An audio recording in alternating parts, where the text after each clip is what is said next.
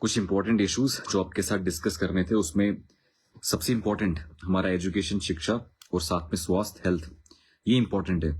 इसके अलावा भी कई इश्यूज हैं जो मैं इस लाइव में बीच में स्टार्ट आपको बताऊंगा। आप देखें कि हमारे एमएलएज, एमपीज और लीडर्स जितने भी हमारे चुनाव वैली के हैं, हमेशा उनका ये रहा है कि मुद्दा कि हम शिक्षा से और स्वास्थ्य से एक इंसान को दूर रखें, क्योंकि आप जानते हैं कि बेसिक पिलर जो इंपॉर्टेंट चीज एक इंसान के लिए है वो शिक्षा और स्वास्थ्य है, हेल्थ और एजुकेशन है।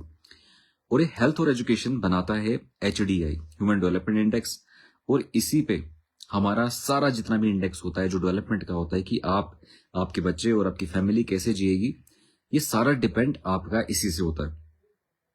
लेकिन बड़ा अनफॉर्चुनेट है, कभी भी इसके लिए पॉलिटिकल विल और कभी भी इसके लिए यहाँ के एमएलएज और एमपीज ने कभी नहीं इस पे फोकस किया। हमारे चुनाव वैली में पर्टिकुलरली आप जानते हैं हमारा चुनाव वैली बहुत बैकवर्ड है, हर चीज को लेके Doda, Kishtwar, Bhaderwah full on backward है। यहाँ पे कानून अलग होते हैं, यहाँ पे एडमिनिस्ट्रेशन अलग है, यहाँ पे लीडरशिप अलग है, तो पॉलिटिकल विल ऑल टुगेदर बिल्कुल डिफरेंट है जब आप चुनाव वैली को एंटर करते हैं। लेकिन बड़े अफसोस की बात है कि जो इंपॉर्टेंट चीजें होती हैं, जो स्वास्थ्य और शिक्षा, अस्पताल और जो स्कूल, ये दो चीजें बहुत इंपॉर्टेंट होती हैं, वही चीज पे बहुत पीछे रखा जाता है। सबको पहले वालेकुम सलाम, जितने भी भाई देख रहे हैं, वालेकुम सलाम, वालेकुम सलाम। तो आप देखो कि हमें जबरदस्ती डेलिबरेटली, यहाँ की सरकारें हो, यहाँ का एडमिनिस्ट्रेशन हो, डेलिबरेटली यहाँ के अस्पतालों को पीछे रखा जाता है और यहाँ की शिक्षा के मंदिर, स्कूलों को पीछे रखा जाता है। मैं, आप जानते हैं कि जगह जगह स्कूल्स में जाता हूँ और स्कूल्स में देखता हूँ कि स्कूल के बच्चे वहां बेचारे, उनके पास इंफ्रास्ट्रक्चर नहीं है, मतलब टाट पे बैठते हैं, टेंटू में रह रहे हैं, बिल्डिंग्स प्रॉपर नहीं है। एक स्कूल में 2 कमरे हैं, 2 कमरों में 200 बच्चे हैं। इम्पॉसिबल है कि एक स्कूल में 8 क्लासें हों या 10 क्लासें हों और 10 क्लासों के लिए सिर्फ 2 कमरे हों। लेकिन आज तक हमारे यहाँ पे CDF तो आता है, यहाँ के एमएलएज को MP रेट तो मिलता है, मतलब 25 करोड़ 30 करोड़ का नॉर्मल फंड होता है जो CDF से आता है। उसके बाद जो ग्रांट्स आती हैं, अलग अलग ग्रांट्स आती हैं, वो पैसा आता है। लेकिन वो पैसा जाता कहाँ है, न कभी पब्लिक ने पूछा और न शायद पब्लिक पूछने के लिए अभी राजी है, क्योंकि पब्लिक को शायद पता नहीं है। क्यों पता तो तब होता है जब वो स्कूल जाते हैं और स्कूल में जाके पता चलता कि बेसिकली हमारे अधिकार क्या है।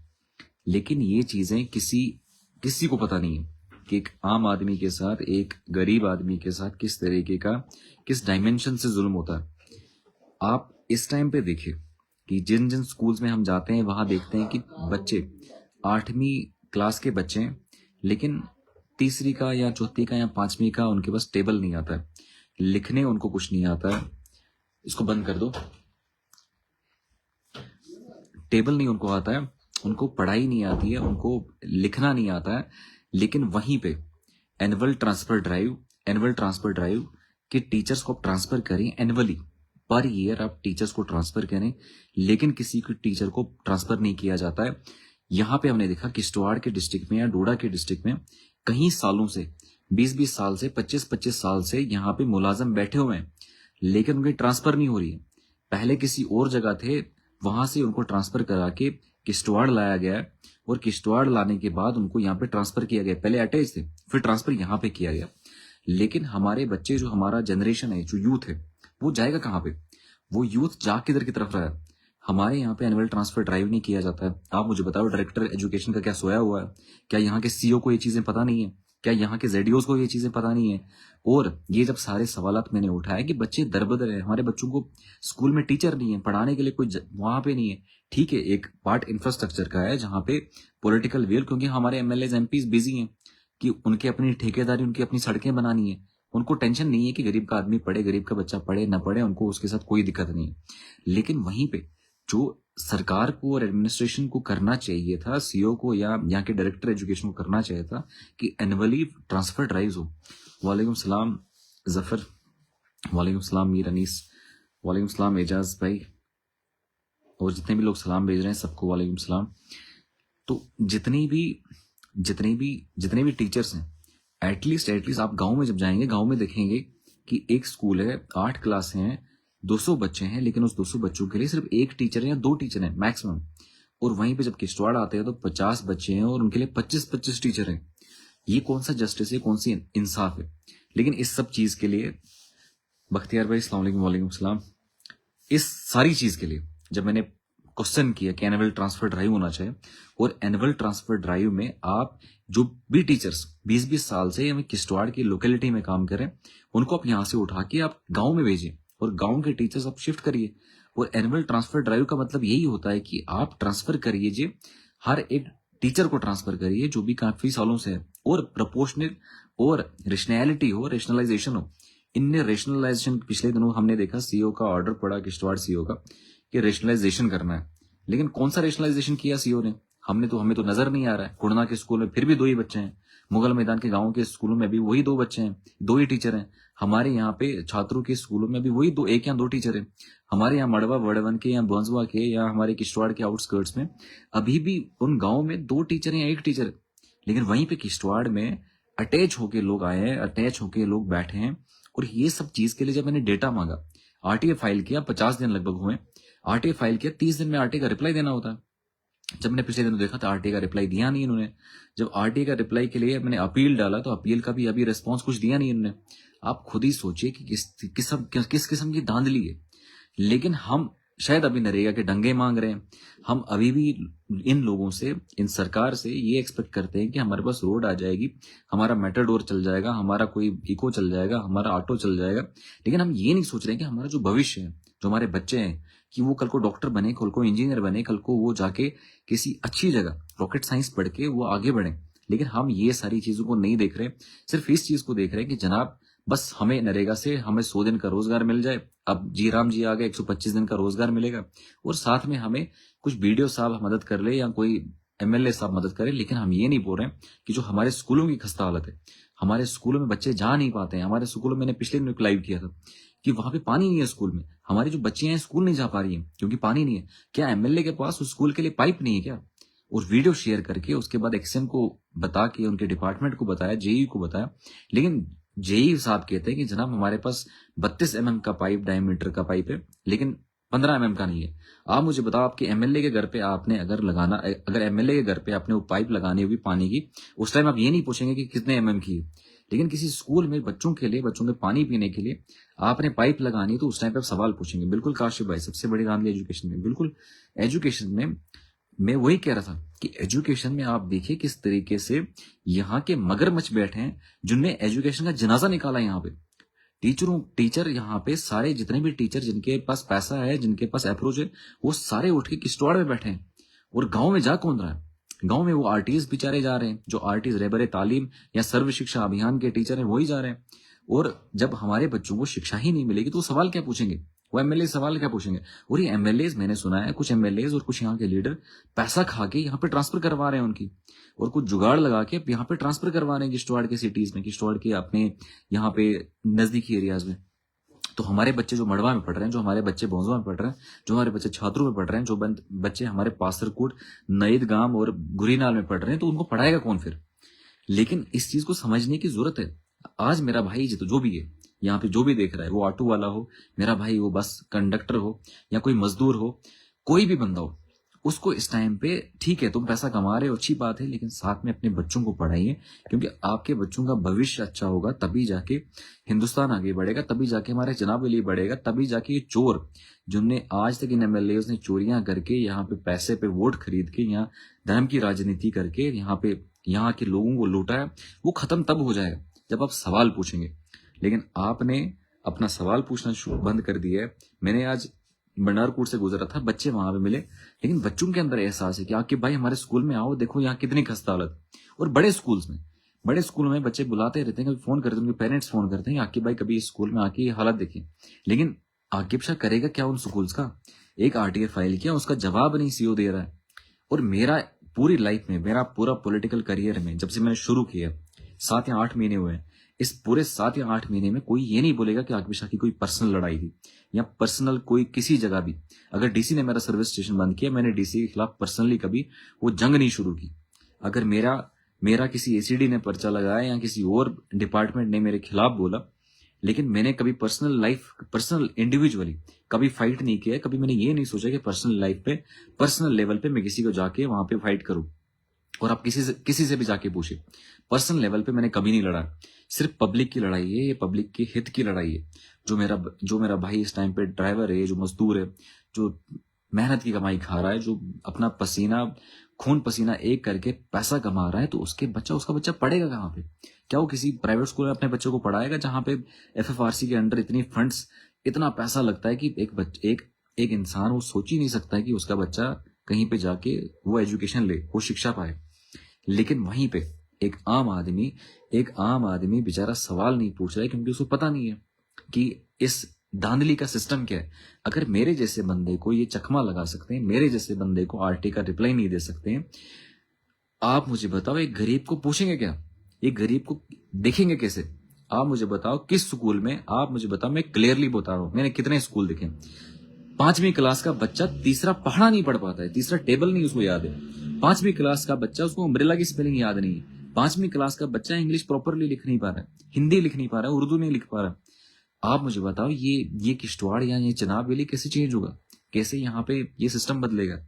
लेकिन वहीं पे इस टाइम पे कहीं ना कहीं हमारे जो जितने भी लोग हैं, कहीं ना कहीं वो मसरूफ है बीडीओ साहब के पीछे, किसी VLW साहब के पीछे। भाई ये तुम्हारा अधिकार है, तुम्हारे बच्चे का अधिकार है, और ये संवैधानिक अधिकार है। कॉन्स्टिट्यूशन खुद आर्टिकल 21A में कहता है कि जनाब आपको right to free and compulsory education है। आपको फ्री एजुकेशन और कंपलसरी एजुकेशन का वादा कर रही है सरकार, दावा कर रही है, और आपका ये अधिकार है। 36वां अमेंडमेंट 2002 में इंट्रोड्यूस किया गया संविधान में, ताकि आप जाके ये चीज आप जबरदस्ती, राइट है आपका, आप कहीं पे भी जाके अवेल करिए इसको। लेकिन नहीं, वो अवेल होगा कैसे? उनने टीचर सारे बिठा के यहाँ किश्तवाड़ में बिठा के रखे हैं, तो पढ़ाएगा कौन उनको वहां पे? तो ये आप मुझे बताओ, स्कूल्स की इतनी खस्ता हालत है कि बच्चे पढ़ेंगे क्या बेचारे?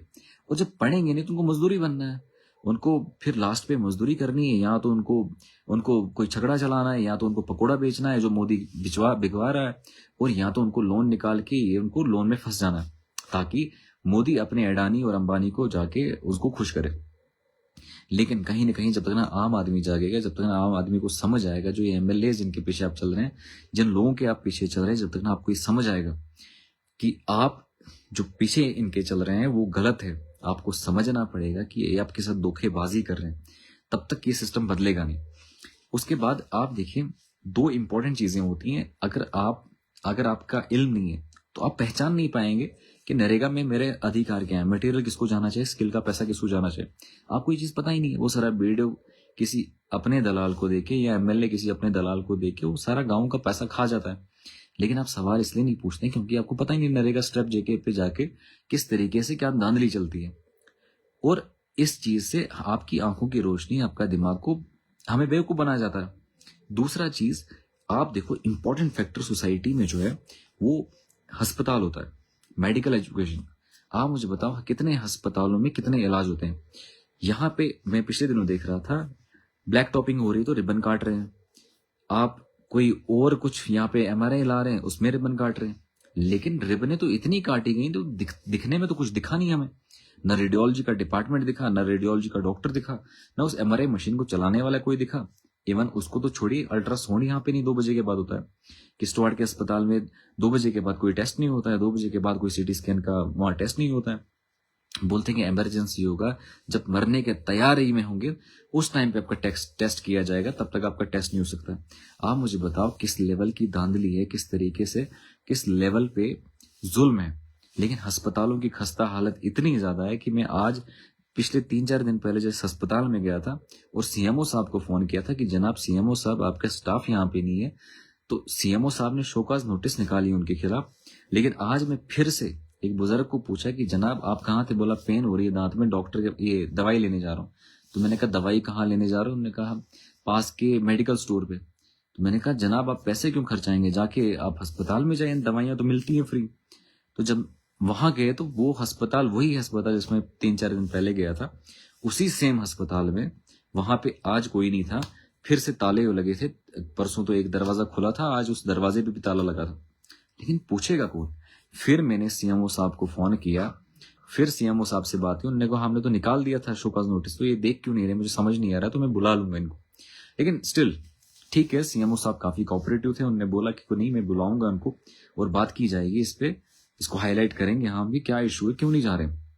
आप मुझे बताओ 1 लाख रुपए 2 लाख रुपए सैलरी लेने के बाद ये लोग वहां अस्पताल पे नहीं जाते हैं, 2-2 लाख सैलरी लेने के बावजूद ये कहते हैं कि नहीं हम वहां पे नहीं जाएंगे। और उसके बाद मुझे फोन करते हैं, उनका स्टाफ का कोई बंदा था, नाम नहीं लूंगा क्योंकि मैं चाहता नहीं हूं कि वो पब्लिक के सामने बेइज्जत हो जाएं। मुझे फोन करके बोलते हैं कि नहीं आपको ये अस्पताल सिर्फ दिखता है, आप जो है यहाँ पे अस्पताल में आते हैं, आप तो लोगों को लेके आते हैं। तो मैंने मैडम को समझा दिया और मैडम को शायद समझ आ गया होगा, और मैं तो चाहता था उनको कॉन्फ्रेंस करवाऊं मैं सीएमओ साहब से, लेकिन उन्होंने तब तक कट कर दिया। तो मुझे आप सब जानते हैं कि मुझे सिखाना बहुत अच्छे तरीके से आता है, फिर वो आगे से प्रधानमंत्री हो, क्योंकि हम गलत करेंगे नहीं और गलत करने देंगे भी नहीं। और आप देखिए, अगर मैं इस टाइम पे फाइट कर रहा हूँ, इस टाइम पे स्ट्रगल कर रहा हूँ, अपना सर्विस स्टेशन बंद करके, मेरा बिजनेस धंधा बंद करके, इनमें सारी चीजें मुझ पे दबाव डाल के कि किसी तरीके से गरीब की बात नहीं करना चाहे, गरीब की बात करने वाले को पीएसए लगाओ, एफआईआर लगाओ और उसके धंधे बंद कर दो, उसका फाइनेंस बंद कर दो। ये सारा इतना कंस्ट्रेंट डाल के, इतना प्रेशराइज करके, फाइनेंशियली प्रेशराइज करके, फैमिली से प्रेशराइज करके, यहाँ पे एफआईआर लगा के, बाकी चीजें करके, किसी भी तरह मुझे इतना प्रेशराइज किया इस एडमिनिस्ट्रेशन ने, इस सरकार ने, ताकि ये गरीब के साथ खड़ा ना हो। क्या आपने कभी देखा किश्तवाड़ में? मुझे आप बताओ कितने लीडरों के ऊपर पर्चे लगे, कितने लीडरों के ऊपर एफआईआर लगे, और कितने लीडर इस एडमिनिस्ट्रेशन और इस सरकार के खिलाफ बोल रहे हैं। एमएलए बताओ मुझे कि कोई जिसने एफआईआर खा के पब्लिक के लिए काम किया होगा। आपको पूरी इस किश्तवाड़ में, चुनाव वैली में कोई बंदा नहीं दिखेगा। लेकिन वहीं पे जब मैं आपको बता रहा हूं कि ये जुल्म इंतहाई तरीके से बढ़ रहा है, ये जुल्म किसी तरह, ये चाहते हैं कि गरीब बात ना करे, और गरीब बात करेगा उसको वहीं पे दबाया जाता है। अगर आप किसी दफ्तर में आ जाते हैं, दफ्तर में बता रहे जनाब ये आपने गलत किया, वो आपको कहेगा भारत न्याय संहिता के अंदर 132 सेक्शन लगा के आपको बंद किया जाएगा। आप हमारे खिलाफ कैसे बोल रहे हैं, आप यहाँ दफ्तर में कैसे आए, आप दफ्तर में गुंडागर्दी करने आए। आप मुझे बताओ, मैं हॉस्पिटल में गया, हॉस्पिटल के तीनों दरवाजे बंद है, तो हॉस्पिटल खोला क्यों है आपने? आप वहां पे गरीब की सराय खोलो, फिर वो गरीब वहां सोएगा एटलीस्ट। सरकारी बिल्डिंग है ना, हमारे टैक्स से तो पैसा जा रहा है, हमारे टैक्स से तो पैसा जाके, हमारे जेबों से पैसा जाके उन लोगों को सैलरी मिल रही है, वो अस्पताल बने। सबसे पहले वालेकुम सलाम, कुछ कमेंट पढ़ लेता हूँ भाई कश्मीरी में। एक बात गुड, अस्सलाम वालेकुम। वालेकुम सलाम सजाद, और जितने भी लोग देख रहे हैं, फरीद साहब वालेकुम सलाम, गुलशन भाई वालेकुम सलाम। मैं ठीक हूँ, थोड़ा फर्क है अभी, मेरी सेहत भी काफी दिनों से खराब है, लेकिन क्या करें, जब पब्लिक बुलाती है तो जाना पड़ता है। सेहत मेरी बहुत ज्यादा खराब है, और मुझे लगता है जब से मैंने पॉलिटिक्स ज्वाइन किया तब से थोड़ा सेहत ज्यादा ही खराब हुई है। लेकिन मैं कहता हूँ ठीक है, हमारी जिंदगी, हमारी लाइफ जो है बहुत मसरूफ होती है। मैं ये नहीं कहूंगा कि हम सिर्फ रील्स देखते हैं, हमारी लाइफ में बहुत सारी चीजें होती हैं, हम मसरूफ होते हैं, बिजी होते हैं। लेकिन कहीं ना कहीं हमें ये सब चीजें देखनी पड़ेंगी कि हमारे पास फुटपाथ नहीं है, हमारे पास सड़क नहीं है। अगर हम टैक्स पे करते हैं, अगर उसके लिए पैसा आ भी जाता है, तो ये जाता कहाँ पे, खाता कौन है? क्या ये एडमिनिस्ट्रेशन है, क्या ये सरकार है, क्या एमएलए हैं, कौन ये सारी चीजें खा रहा है? क्या ये सवाल पूछने का हक नहीं है? आप मुझे बताओ, यहाँ पे एनएचआईडीसीएल काम कर रही है, एनएचआईडीसीएल में आप मुझे बताओ, कोड़िया से लेकर, हस्ती से लेकर कोड़िया तक सड़क की क्या हालत है? क्या उनको सवाल नहीं पूछे जाते हैं? क्या उनको सवाल नहीं पूछने हैं? आप मुझे बताओ, एपीएस कंपनी काम करती है, कितना ईमानदारी से वो काम कर रही है। 436 करोड़ का टेंडर है, 436 करोड़ का काम कर रहे हैं, और उसमें से 50% के आसपास उनने पेमेंट ली है, लेकिन काम कितना किया है? काम सड़क पे, ग्राउंड पे जीरो है। और वहीं पे आप देखिए, एनएचआईडीसीएल ने, इनका सीएसआर आता है, इनने बाथरूम बनाए, लेकिन एक भी बाथरूम फंक्शनल नहीं है। 16 लाख के बाथरूम बनाए, लेकिन 16 लाख के बाथरूम को एक भी फंक्शनल नहीं है। कितने हाईवे पे आप डोडा से किश्तवाड़ आते हैं, कितने एनएचआईडीसीएल काम करती है, आपने कितने हाईवे पे इनके एनएचआईडीसीएल के बाथरूम देखे? कितना सीएसआर में पैसा दिया जाता है, कहाँ दिया जाता है? पब्लिक को भी तो पता हो। कॉर्पोरेट सोशल रिस्पॉन्सिबिलिटी में अभी 13 करोड़ रुपए सीवीपीपी ने दिया, और सीवीपीपी ने 13 करोड़ देने के बाद यहाँ पे यूएसजी का, इसका एमआरआई का मशीन है, मैग्नेटिक रेजोनेंस इमेजिंग का मशीन आया, जिसको काटने के लिए, रिबन काटने के लिए एमएलए दौड़ रहे थे। और मैं जब बताया था कि एमएलए दौड़ने तो गया कि वहां पे रिबन काटनी है, लेकिन उसके बाद फंक्शनल है भी नहीं है, आज तक वो फंक्शनल नहीं है। सिटी स्कैन का मशीन फंक्शनल नहीं है। क्या किसी एमएलए ने अस्पताल में जाके ये बोला कि इस गरीब का इलाज नहीं हो रहा? कि किसी एमएलए ने बोला कि यहाँ पे अल्ट्रासाउंड नहीं चल रहा है, किसी एमएलए ने बोला कि यहाँ पे सीटी स्कैन नहीं चल रहा है। सब के सब दलाली कर रहे हैं, सब के सब इस सिस्टम के साथ दलाली कर रहे हैं। वो एडमिनिस्ट्रेशन हो, सरकार हो, एमएलए हो, सब मिलके इस सिस्टम के साथ दलाली कर रहे हैं ताकि इस गरीब को दबाया जाए, इस गरीब को सताया जाए। लेकिन कहीं ना कहीं हम बेईमान है, हमारे अंदर बेईमानी है, इसलिए ये बेईमान लोग हम पे राज कर रहे हैं। अगर हम ईमानदारी से खड़े हो जाते, अगर हम बोलते कि जनाब मैं यहाँ पे आया हूँ, अस्पताल में आया हूँ, वीडियो ऑन करके ये बताते कि जनाब यहाँ का सुपरिटेंडेंट, यहाँ का सीओ या यहाँ का डॉक्टर या यहाँ का स्टाफ काम नहीं कर रहा है, चिल्ला चिल्ला के मैं बता रहा हूँ कि मेडिकल नेग्लिजेंस है, मेडिकल नेग्लिजेंस है, लेकिन सबको फोटोग्राफी करनी है, वीडियोग्राफी करनी है कि नहीं आज ये पंगा हो गया, आज वो पंगा हो, फिर रील बनानी है उसकी और रील डाल के उसको फिर फेसबुक पे डालना है, इंस्टाग्राम पे डालना है। लेकिन कोई ये नहीं बोलेगा कि इतने टाइम से यहाँ पे टेस्ट का रेट 10 रुपए का था, वो 500 रुपए का था, या 10 रुपए का रेट 100 रुपए का था, या जो फ्री के टेस्ट होते हैं उनको 50-50, 100 रुपए का लिया जाता था। लेकिन कोई इस पे बात नहीं करेगा। क्यों? क्योंकि बात करेंगे तो पर्चा लगेगा, बात करेंगे तो कुछ और, फिर जब हजूम मिलेगा तो उनको रील चाहिए उसके लिए। लेकिन कोई ये बात नहीं करेगा कि यहाँ का गरीब बंदा बेचारा सफर कर रहा है, उसको पानी पीने के लिए नहीं है, बिजली अस्पताल में नहीं है, यहाँ पे उसका सीटी स्कैन नहीं हो रहा है, उसको अल्ट्रासाउंड करने के लिए यहाँ से डोडा जाना पड़ रहा है, यहाँ से उसको अल्ट्रासाउंड करने के लिए यहाँ की छोटी सी किसी जरूरत के लिए उसको बाहर जाना पड़ता है। सिरिंज इनके पास नहीं होती है, इनके पास नॉर्मल से इंस्ट्रूमेंट नहीं है कि वो अस्पताल में अरेंज करवाए। लेकिन वहीं पे ये चंद दलाल, चंद गुंडागर्दी करके ये यहाँ से गरीब को दबा के यहाँ से डोडा बेचते हैं, यहाँ से जम्मू बेचते हैं और खुद की मेडिकल नेग्लिजेंस को दबाने के लिए किसी भी हद तक जाते हैं। लेकिन जब तक एक आम आदमी इसको समझ आएगा, जब तक एक गरीब आदमी को समझ आएगा कि ये किस तरीके से एक आम आदमी पे, गरीब आदमी पे जुल्म हो रहा है, तब तक तो सिस्टम ऐसे ही चलता जाएगा। लेकिन आज मैं कई दिनों से आप देख रहे हैं, सेहत भी खराब थी, लेकिन उसके बावजूद मैं कहीं स्कूल्स में गया और कहीं अस्पतालों में गया। अस्पतालों और स्कूलों का एनालिसिस करने के बाद मैं आपके सामने ये दोनों चीजें रखा। अगर जब तक ना शिक्षा और स्वास्थ्य, जब तक ना हमारा हेल्थ और एजुकेशन, जब तक ना ये डेवलप होगा तब तक हम कुछ नहीं कर सकते हैं। हमारा बेसिक इंफ्रास्ट्रक्चर हेल्थ और एजुकेशन है। जब तक ना हेल्थ, हमारे बच्चे पढ़ें और हमारा साथ में हेल्थ हो। आप मुझे बताएं, एक बीमार है, बेड पे सोया है, क्या वो सवाल पूछ सकता है? और एक अनपढ़ इंसान क्या वो सवाल पूछ सकता है? ये दोनों लोग सवाल नहीं पूछ सकते। और इसीलिए मंत्री जितने भी हैं, जितने भी लोग हैं, इन दोनों को पीछे रख रहे हैं। वो नहीं चाहते हैं, सड़क सोने की भी दे सकते हैं ये, लेकिन वो नहीं चाहते हैं कि स्कूल और अस्पताल अच्छे बने। और सबसे ज्यादा लोग सफर करते हैं अस्पताल और स्कूल से। आप ईमानदारी से आइए मेरे साथ, मैं आपको स्कूलों में लूंगा। 8वीं क्लास के बच्चे जब गांव में जाते हैं, 8वीं क्लास का बच्चा अम्ब्रेला की स्पेलिंग नहीं लिख पा रहा है। 8वीं क्लास का बच्चा तीसरी का टेबल नहीं सुना पा रहा है। 8वीं क्लास का बच्चा लिख नहीं पा रहा है। तो बेचारा वो करेगा क्या आगे जाके? वो सवाल ही नहीं पूछेगा, उसको तो पता ही नहीं है। और ये डेलीब्रेट एडमिनिस्ट्रेशन और ये सरकारों का ये डेलीब्रेट अटेम्प्ट है कि इनको इस चीज से दूर रखो, क्योंकि अगर वो इस चीज से दूर रहेंगे तभी तो वो सवाल नहीं पूछेंगे। इनसे सवाल नहीं पूछेंगे तो इनसे पूछेगा कौन? आप मुझे एक चीज बताएं, अगर मटेरियल का पैसा यहाँ पे आज 2007 में स्कीम आई, अब स्कीम 2026 में खत्म हो रही है, इतने सालों के बाद, लगभग 20 साल के बाद स्कीम बंद खत्म हो रही है, आप मुझे बताओ कितने लोगों को मटेरियल मिला है?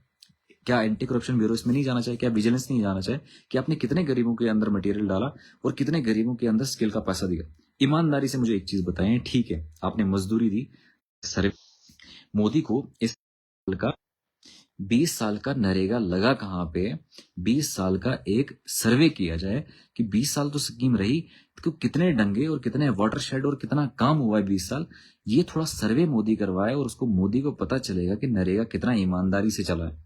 और मैं ईमानदारी से कह रहा हूं कि नरेगा अगर 100% आया, उसका सिर्फ मुश्किल से 5% यहाँ इंप्लीमेंट हुआ है, सिर्फ 5% ऑन ग्राउंड इंप्लीमेंट हुआ है। मैं जम्मू कश्मीर की बात कर रहा हूँ, मैं बाहर की बात, बाकी स्टेट्स में शायद ईमानदार चीफ मिनिस्टर मिले हो, शायद ईमानदार एमएलए मिले हो, शायद ईमानदार एडमिनिस्ट्रेशन मिली हो, लेकिन जितना मुझे जम्मू कश्मीर का पता है, जम्मू कश्मीर का आप सर्वे जब करवाएंगे, 5% से ऊपर नरेगा का पैसा जम्मू कश्मीर में नहीं लगा है।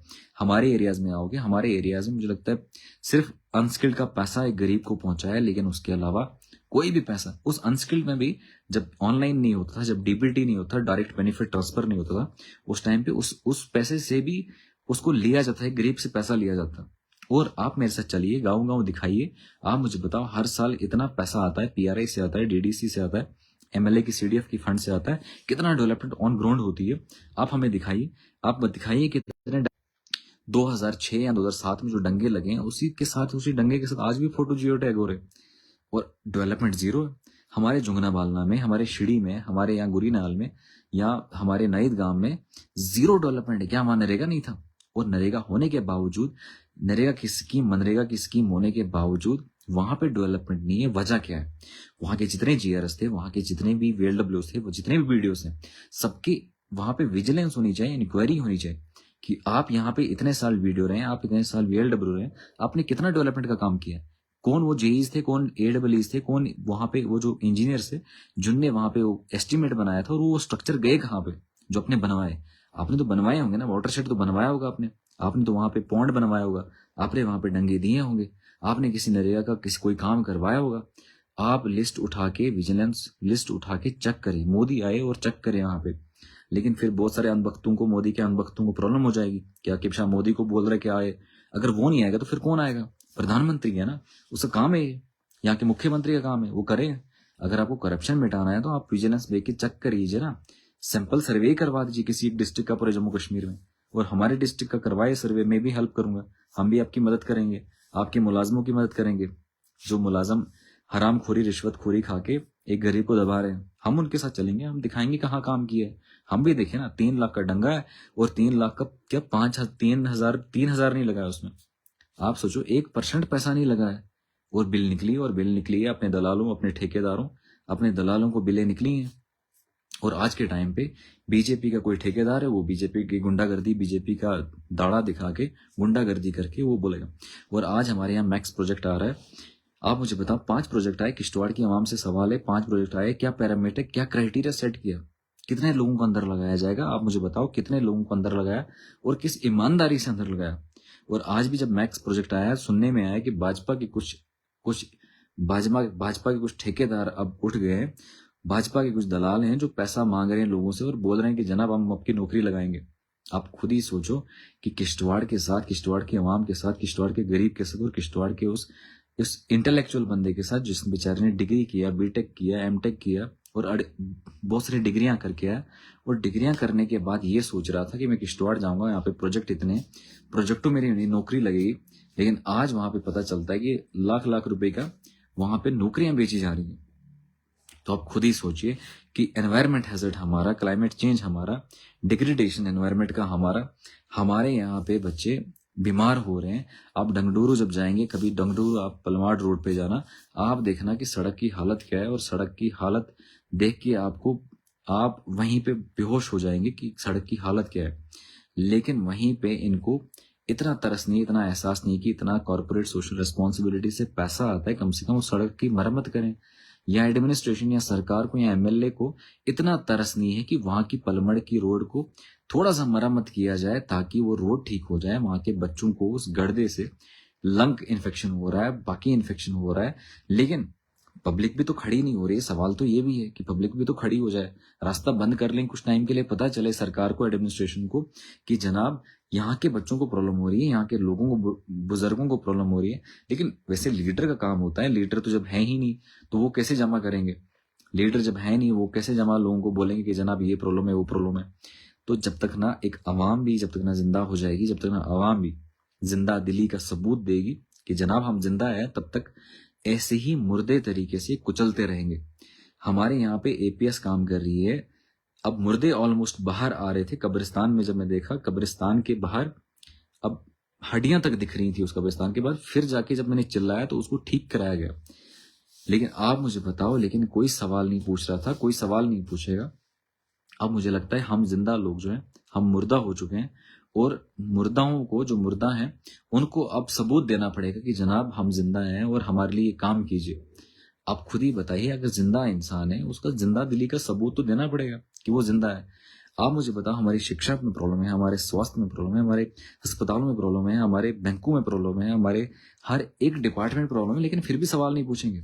वजह क्या? हम जिंदा है। तो आप कहीं ना कहीं इस सवाल को सोचिए कि आप सच में जिंदा है कि सच में जिंदा नहीं है। अब आप ये सवाल तो पूछिए खुद के साथ कि आप कितना जिंदा है और कितना कहाँ पे एग्जिस्ट करते हैं। तो ये शॉर्ट लाइफ बेसिकली स्कूल, जो हमारे स्कूल हैं उनकी हालत क्या है, और साथ में हमारे यहाँ अस्पतालों की हालत क्या है, और साथ में कुछ यहाँ पे जो कंपनीज हैं उनका CSR, कॉर्पोरेट सोशल रिस्पॉन्सिबिलिटी, जाता कहाँ पे? लाइटें लगाई जाती हैं, बाथरूम बनाए जाते हैं, लेकिन वो जाते कहाँ पे? एमआरआई की मशीन आती है, लेकिन क्या वो चलाई किसी ने किश्तवाड़ में? अगर किसी ने एमआरआई करवाया हो तो मुझे कमेंट कर सकते हैं कि एमआरआई करवा दिया उनने। रिबन काटने के लिए तो तैयार होते हैं। और मुझे बताओ, यहाँ पे लुक मैकडम के लिए बताया गया, बिल्कुल सिगदी बिलाल पानी। सिगदी क्या, मुझे लगता है हर रोड का यही हालत है। आप मुझे बताओ, यहाँ किश्तवाड़ में यहाँ के एमएलए ने रिबन काटना शुरू कर दिया कि जनाब यहाँ पे अब मैकडम हो जाएगा, यहाँ पे अब ब्लैक टॉपिंग हो जाएगा। लेकिन कहाँ है वो ब्लैक टॉपिंग? हमें तो दिखा नहीं, सिर्फ पैच पैच फुल कर रहे हैं। अब बिल निकाल रहे हैं, क्या कर रहे हैं क्या नहीं कर रहे हैं, हमें तो समझ नहीं आ रहा कि आम आदमी के साथ तो बिल्कुल ओपेक रखा है सिस्टम। ट्रांसपेरेंट तो कोई चीज है नहीं, ना एडमिनिस्ट्रेशन ट्रांसपेरेंट है और ना ही यहाँ का पॉलिटिशियन ट्रांसपेरेंट है। एक आम आवाम के साथ मैं तभी कह रहा था कि शिक्षा से दूर रखा जा रहा है और साथ में स्वास्थ्य से दूर रखा जाता है, हेल्थ और एजुकेशन से दूर रखा जाए, ताकि ये बीमार रहें, अनपढ़ रहें तो सवाल नहीं पूछेंगे हमसे। आपके साथ फिर लाइव में जुड़ेंगे, तब तक के लिए सलाम। कोई सवाल हो तो सवाल पूछ सकते हैं, या कोई इशू हो आप मैसेज कर सकते हैं या इस पे कमेंट कर सकते हैं। बाकी टीम इसका देख लेगा, जो भी आपके इश्यूज होंगे। हम ट्राई करते हैं कि हर जगह पहुंचे, लेकिन बहुत सारे इश्यूज की वजह से हम ऑन टाइम नहीं पहुंचते, या ट्राई करते हैं बहुत सारी जगहों पे पहुंचने के लिए। हमारी टीम भी बाकी जगह जगह जितने भी लोग हैं ट्राई करते हैं कि हम काम करें। बाकी हमारे पास उतना रिसोर्स नहीं है जितना एमएलए के पास होता है, जो जीता हुआ होता है, जिसके पास सीडीएफ होता है। इस बार डीडीसी फंड्स होते हैं। 2020 का कुछ लोग कह रहे थे कि डीडीसी प्लान बनाया था, लेकिन डीडीसी प्लान बनाने के बाद अभी तक उस डीडीसी प्लान को मैच्योर नहीं किया गया, और डीडीसी प्लान 2020 के उसमें दिया ही नहीं गया। पीआरआई का प्लान भी कुछ जगहों पे नहीं दिया गया, लेकिन अपने अपने दलालों को, अपने अपने लोगों को दिया गया। तो बहुत सारे इश्यूज हैं जो अभी आप भी जानते हो, मैं भी जानता हूँ। लेकिन ये सारी चीज़ें मैं चाहता हूँ कि आपको समझ आए सबसे पहले चीज़, फिर उसके बाद हम इसके आगे वो देख लेंगे। तो शॉर्ट लाइव के लिए मुझे लगता है फिर आपके साथ जुड़ेंगे, तब तक के लिए सलाम।